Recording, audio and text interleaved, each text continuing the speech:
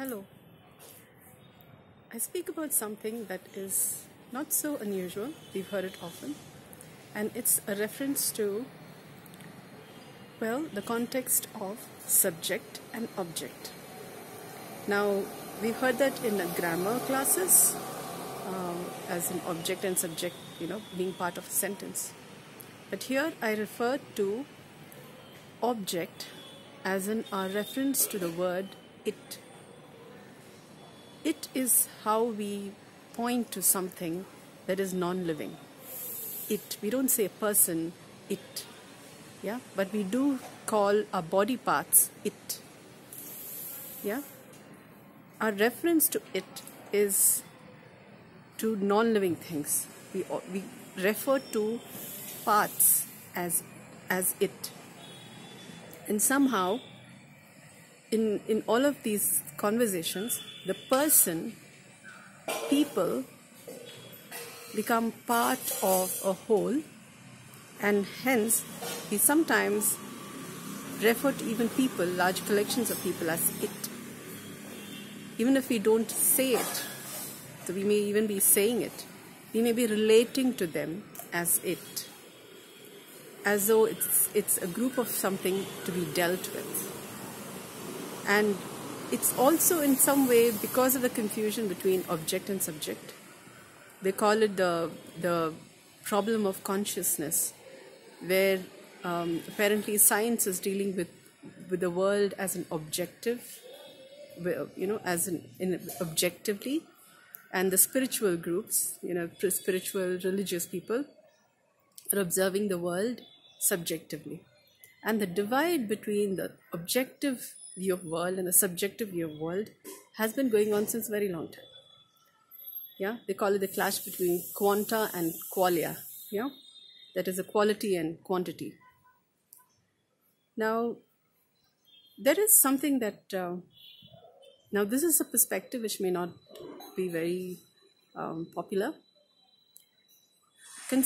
I invite you to hear me out on this, because there is something I refer to, and I'm speaking from my concern, my worry about there being so much of plastic on the planet. And a lot of my speaking comes from me being bothered about why we have so much of a problem with plastic, and we have so many intelligent people working on so many other projects, so many things. And so this video is also attempting to get to the why of it, and hopefully to bring about maybe a perspective, a context, a pathway, if you may, for why we may be facing it and how maybe we could deal with what is happening. And plastic is a symptom. Just like a disease has a symptom, you may have a cold, you may have a fever, you may have a rash, and these may be pointing to something, may or may not be pointing to something much more significant within. Sometimes it's only that, a cold, a sneeze, or a fever. But sometimes it's a symptom for something much larger. Yeah, I know I just repeated myself. So here I think the plastic is a symptom to a much larger problem. It's like the tip of an iceberg, which has not been looked into. And my reference come to our worldview of it, objects. Yeah. And what are it? It is, there is living beings and then there is non-living beings. Yeah. There is the chair. There is there's atoms. There's molecules. Several molecules come together to form compounds, and then several compounds. Now we are also a mass of several atoms and molecules in particular combinations that forms our tissues, that forms our cells, that forms our organs. We are a complex organism formed from several atoms and molecules in several combinations. We are a bag of chemicals. Yeah. And in particular physical structure, so we are moving based depending on what is how we are moving how is our physical constitution, how is our structure based on which we move in relationship with space. So that's that would be the physics. And the biology is how does it all come together? How does the physics and the chemistry come together to form a living organism? Yeah.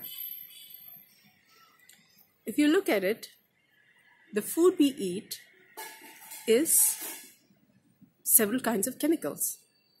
Yeah. We have dietitians call them as carbohydrates, proteins, fats, minerals, micronutrients. But if you only talk of food or carrots or beetroots or tomatoes as only chemicals, then they would be called as carbohydrates, proteins, etc. Now there are some chemicals that we eat: the sugar, the tea, the coffee, different kinds of chemicals, and then we have synthesized versions of these chemicals. Now we used to get sugarcane processed into jaggery and sugar, and now there's so much of a talk of concern about sugar being so much mixed in with so many things, sulfur and other things, that it's said to be not healthy enough to consume. But then we are referring to a combination of chemicals, just like a tomato or a carrot or beetroot is made up of several combinations of chemicals. Sugar has now been mixed with other chemicals to now make it more white, make it more different things. But these are all basically chemicals. These are all atoms and molecules in certain combinations mixed with other things. Sugarcane used to be one of the very first grasses. Yeah, it's very old, ancient forms of life which are still persisting to this date. Just like a fig tree, yeah, a fig, a banyan, or avocado, sugarcane is also a very old ancestor of life. Yeah, and now we have it mixed with so many other chemicals. Now these chemicals, we speak about carbon, hydrogen, oxygen, yeah, nitrogen, and basic essential molecules, yeah, atoms and molecules, and when they combine, they form different compounds we have.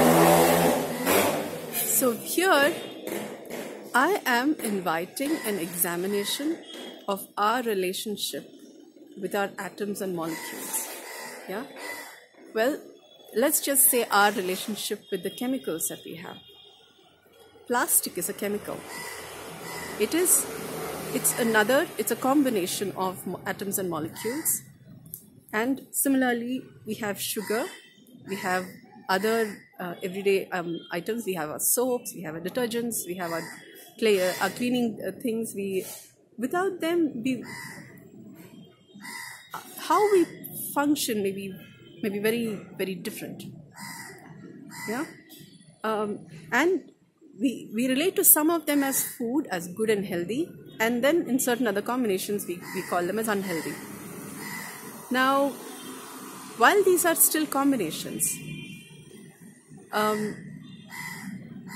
my invitation to a change in perspective is how we view combinations and how we view chemicals. Yeah, I know I'm repeating myself here, but I'm attempting to bring your attention to a point here, and the point is our relationship to chemicals, our relationship to it.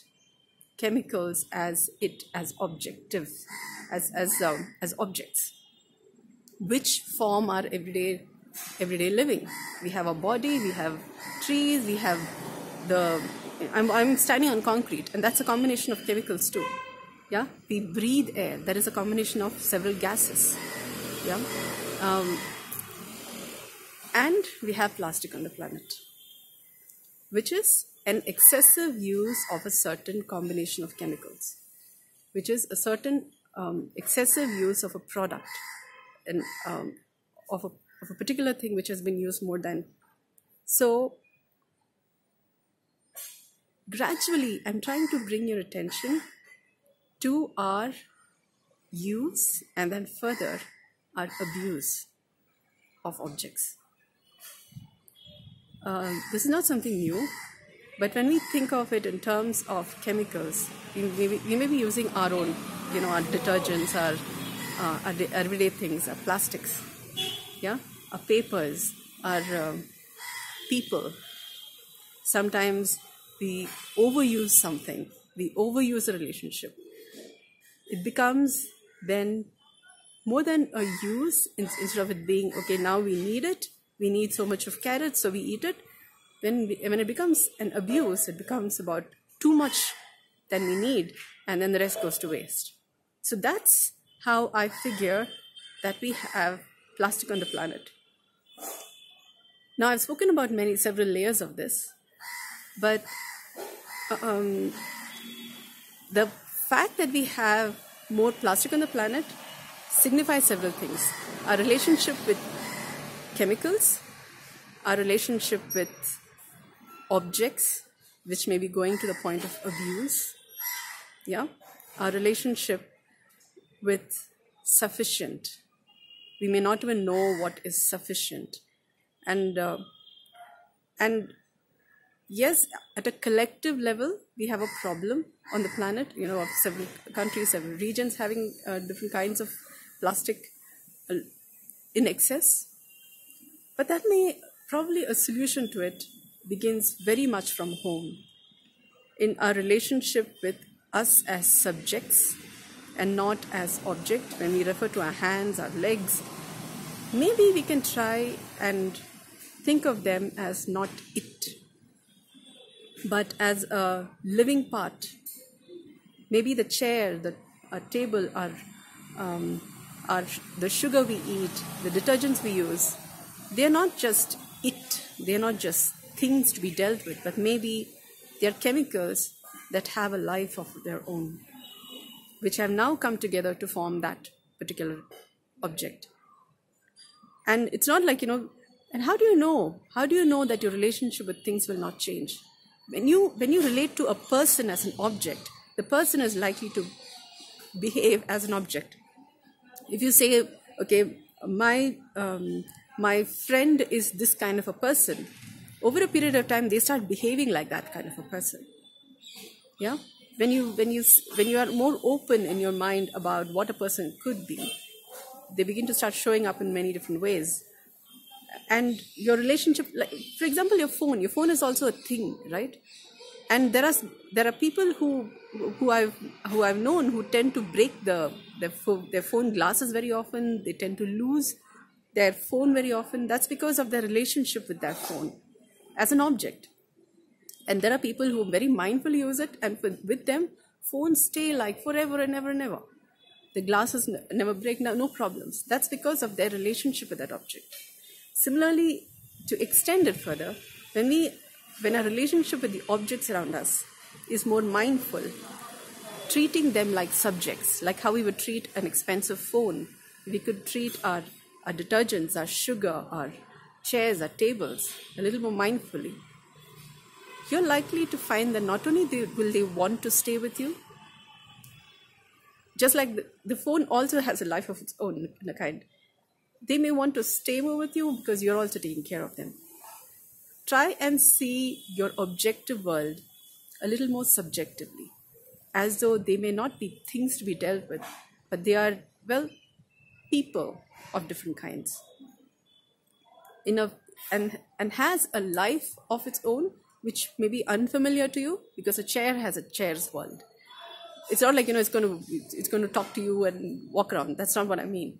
But it's got, just like a plant has a life of its own, it may not talk with you. You may not know what is its language, but it has a life of its own, of a different kind. An animal has a life of its own, of a different kind. An object has a life of its own, of a different kind. Because an object is made up of moving atoms, moving electrons, and their physical structure made up of many kinds of molecules, and molecules again made up of different kinds of atoms, and atoms have the electrons, protons, neutrons. They're moving in them. Something is moving in them. They may be in a constitution which we're not familiar with, but they have a characteristic of their own, and hence a life of their own. Just like I and you move about because of a certain mobility that we have, because of a certain constitution that we have, just like a chair or a door or anything else has a particular kind of constitution.